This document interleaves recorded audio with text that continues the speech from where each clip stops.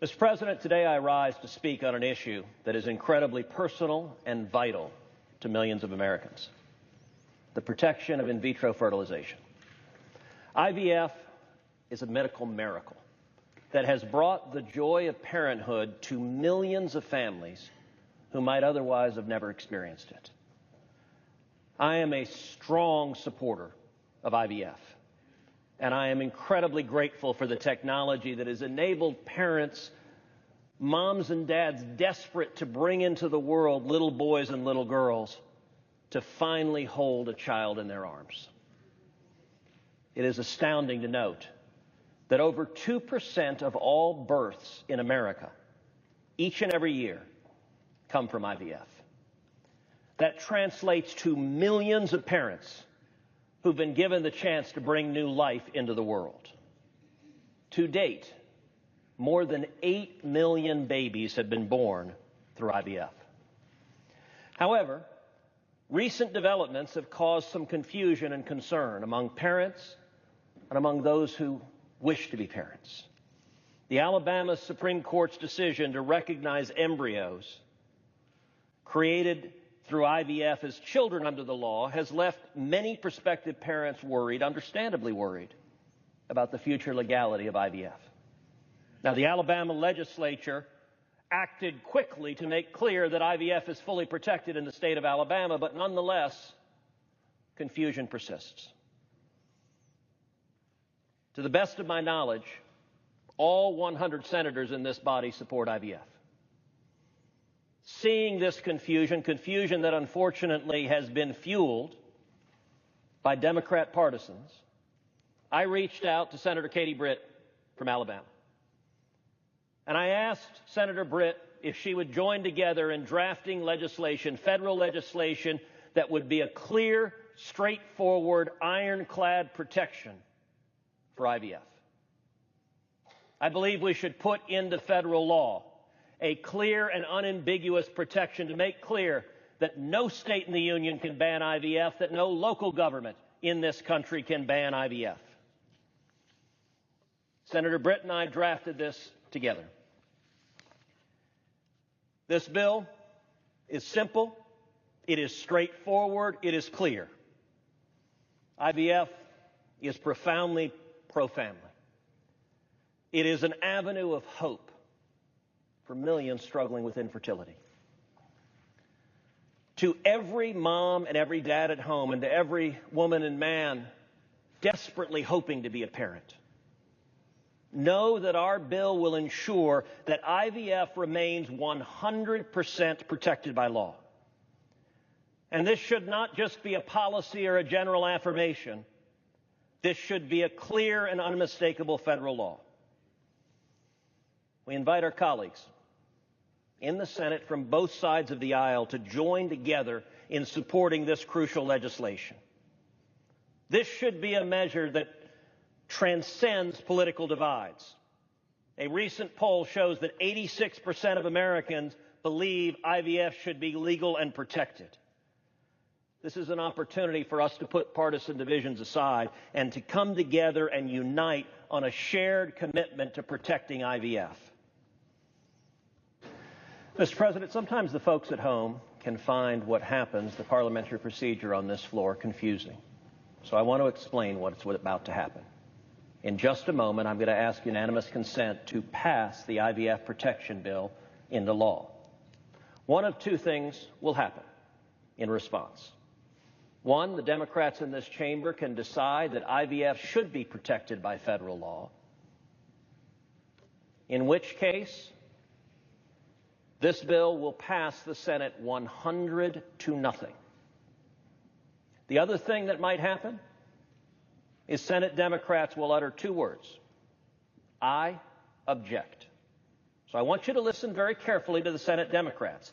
And whatever else is included in the speech, understand, if the remarks end with the words, I object, then Senate Democrats will have made the cynical political decision that Democrats don't want IVF protected in federal law. They don't want to provide reassurance and comfort to millions of parents in America, because instead They want to spend millions of dollars running campaign ads suggesting the big bad Republicans want to take away IVF. I get why that could be good politics. But I hope Senate Democrats are not that cynical. Understand again, if you hear the words, "I object," Senate Democrats are saying, no, we will not protect IVF in federal law because we want to play politics. Mr. President, as if in legislative session, and notwithstanding Rule 22, I ask unanimous consent that the Finance Committee be discharged from further consideration of S. 4368 and that the Senate proceed to its immediate consideration. I further ask that the bill be considered read a third time and passed, and that the motion to reconsider be considered made and laid upon the table. Mr. President, the senator from Washington suggested that this bill does not protect IVF. Let me read you the clear statutory language that unambiguously protects IVF. A state shall not prohibit in vitro fertilization as defined in Section 4B of the IVF Protection Act services, and shall ensure that no unit of local government in the state prohibits such services. That is clear, that is unambiguous, that is explicit, and that is ironclad. Had the Democrats not cynically said, "I object," that language would have just passed the United States Senate 100-0, a strong federal protection of IVF.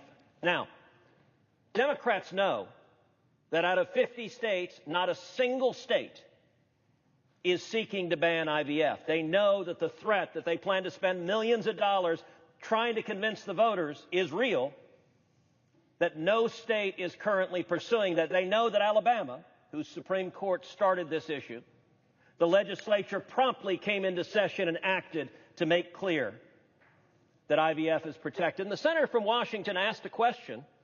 I do find it interesting. She asked a question and wanted me to answer it, but she's no longer on the Senate floor to hear my answer to the question. But I'll answer it anyway. The senator from Washington suggests that those states that pursue personhood amendments, that is somehow inconsistent with IVF. The one problem she has is facts and reality, because there are 3 states, Alabama, Georgia, and Missouri, all of which have adopted personhood amendments, and all of which protect IVF. So IVF is legal in Alabama, it's legal in Georgia, it's legal in Missouri. So the Democrats maintain that IVF is in jeopardy, and yet the facts are precisely to the contrary. Understand why the Democrats just did what they did. Every Democrat on the ballot is going to tell the voters, if you don't vote for me, a Democrat, mean Republicans are going to come take away IVF. And I'll tell you, Mr. President, the reason they're going to say that is because the Democrats' record on abortion is extreme and out of the mainstream. Every Democrat senator in this body has voted for legislation that would legalize abortion literally up until the moment of birth, up to and including the 39th and 40th week of pregnancy. That is radical. Only 9% of Americans support the extreme policy position of Senate Democrats on abortion. 91% of Americans look at that and say, that goes too far. Even among those Americans who call themselves pro-choice, a majority of pro-choice Americans look at the position of the Democrats and they say, wow, abortion up until the moment of delivery in the 9th month of pregnancy, that is too much. So what is the Democrats' political strategy? Don't talk about their actual record on abortion. Instead, try to change the topic to last week, contraception, and this week, IVF. And they know that no state in the union is trying to ban contraception and that no state in the union is trying to ban IVF. Every single senator in this body supports the right to contraception. Every single senator in this body supports IVF being protected. But the Democrats are counting on a docile media to pick up their message and carry their message. They know that the bills we are voting on tomorrow will fail. That's not a bug, it's a feature. They want the bills tomorrow to fail. Why? Because this is all about running TV ads, claiming Republicans are opposed to IVF. They know it is false. And by the way, one of the reasons the bills will fail tomorrow is they deliberately trample on religious liberty. You know, there used to be a time when there was a bipartisan commitment to religious liberty, but no longer. The Democrats have decided that the First Amendment to the Constitution no longer matters. And so the Democrats' bill would, among other things, force a Catholic hospital to provide IVF procedures, even if it was contrary to the faith of Catholic doctors performing the procedure. Now, our bill does not seek to force anyone to do anything. We all have a right to live according to our faith. So if your faith teaches you not to use IVF as a doctor, you should have the right to say, I'm not going to participate in that. But understand, the Cruz Britt legislation that the Democrats just cynically objected to would protect IVF for every parent in the country. And it would become federal law except for one thing. The Democrats do not want it to. Because if we pass clear, strong federal protections for IVF, the issue that they're planning to campaign on would go away. What we've just seen is one of the most cynical displays of partisan politics to ever occur on the Senate floor. It's designed deliberately to deceive the American voters.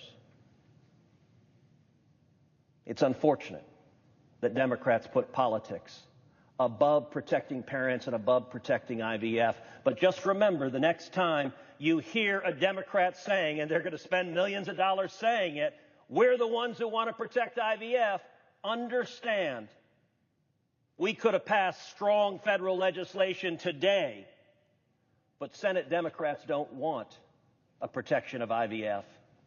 They want a campaign issue. I yield the floor.